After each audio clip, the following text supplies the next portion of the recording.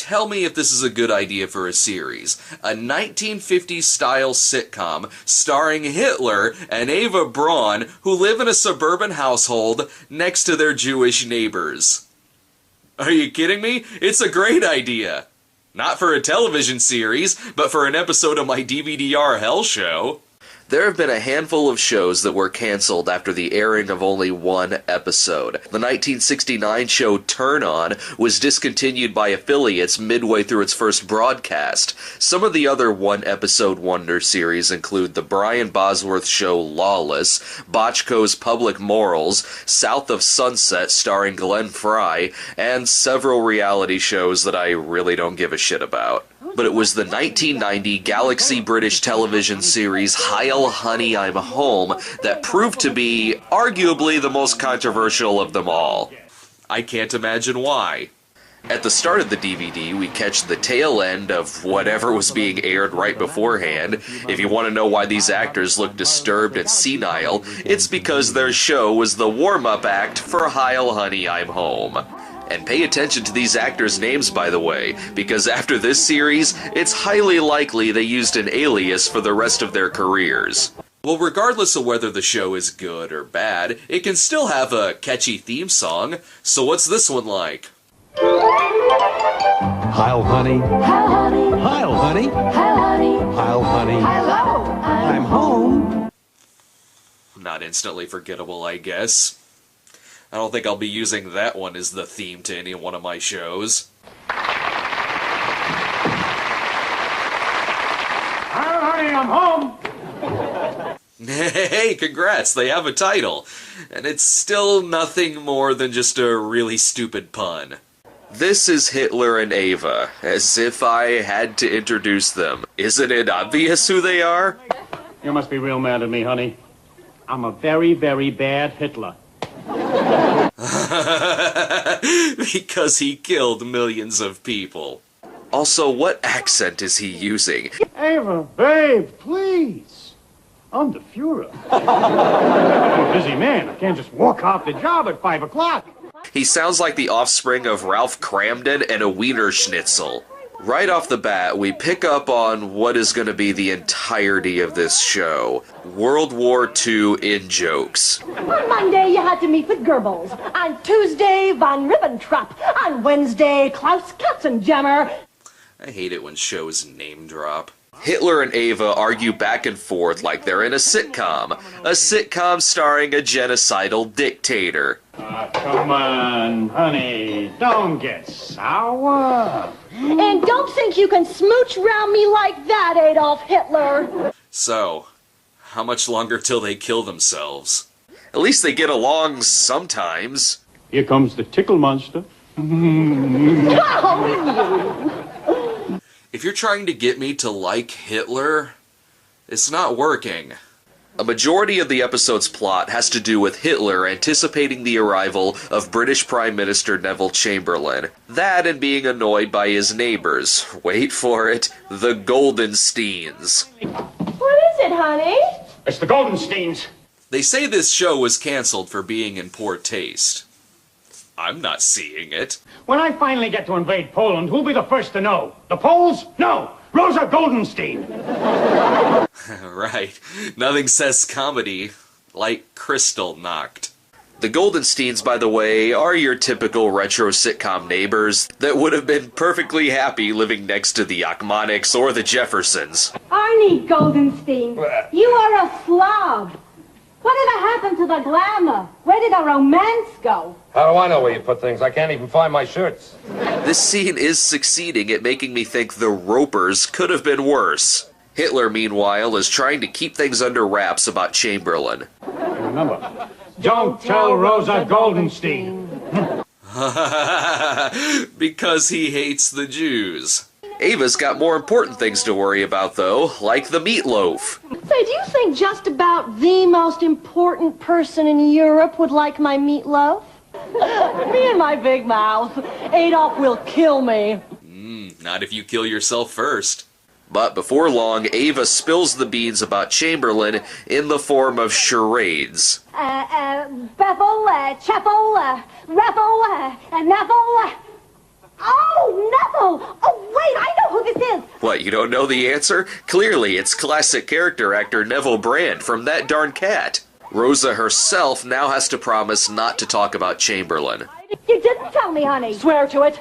Swear and promise. May retribution curse my lips, and may all my children not marry somebody in the professional classes. I don't know what to say about that. Whenever I feel this uncomfortable, I just turn to classic Donald Duck cartoons for relief.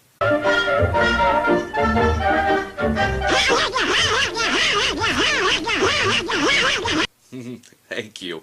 Even that made me feel a little bit better.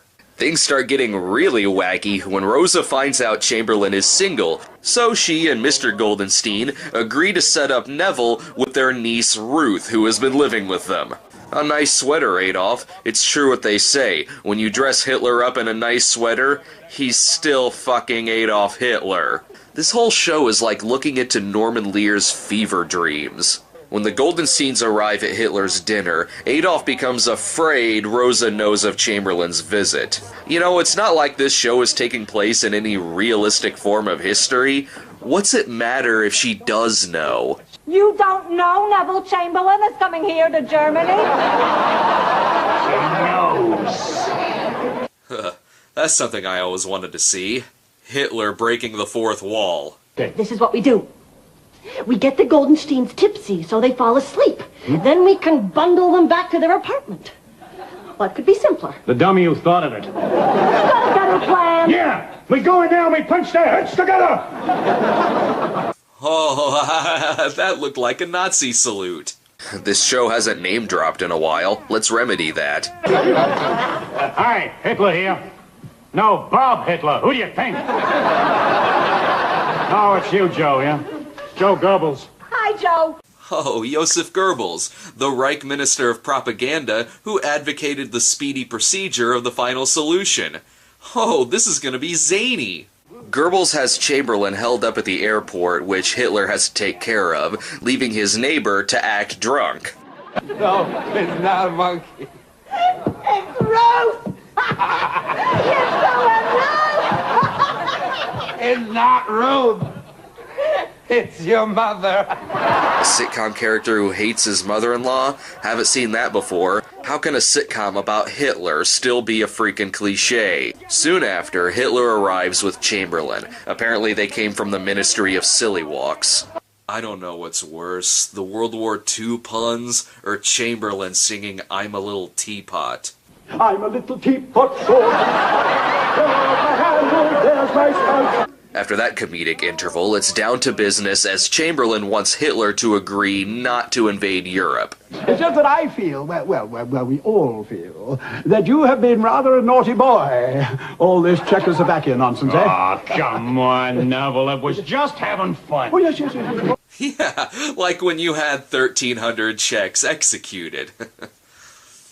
The Goldensteins' niece Ruth comes to the party, and she and Chamberlain seem to hit it off. Honey. I ain't dating at the moment. Oh, dear.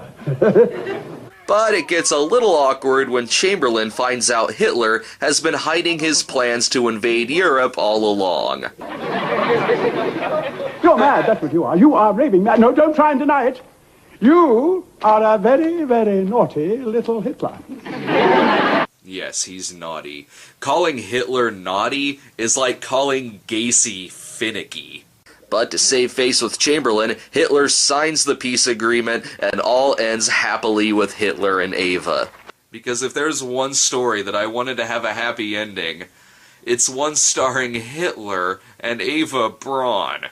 You're living with one slick Fuhrer here. Oh, Mr. Sausage. Never thought I'd see that, someone calling Hitler Mr. Sausage. And thus ends the only time this series would ever air.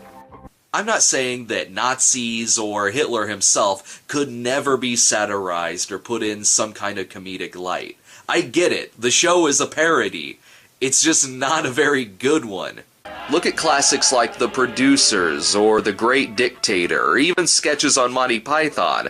Those were clever. Those were smart. This show is really, really stupid. Maybe as a 5-minute sketch this could have worked, Hitler in a 50s style sitcom, but who ever thought that comedically this one-joke premise could have lasted an entire series? Forget controversy for 1 second. With its constant puns, historical name-dropping, this was a joke that got really old really fast. Even though 1 episode aired, a few more were actually filmed, and never saw the light of day, not even on a bootleg. So would it be a good thing if these tapes were released? Yeah. We already know what they've done. Why hide it? And I don't like the idea of something existing if I can't get a copy of it. Heil, honey. Heil, honey. Heil, honey. Heil, honey. Heil,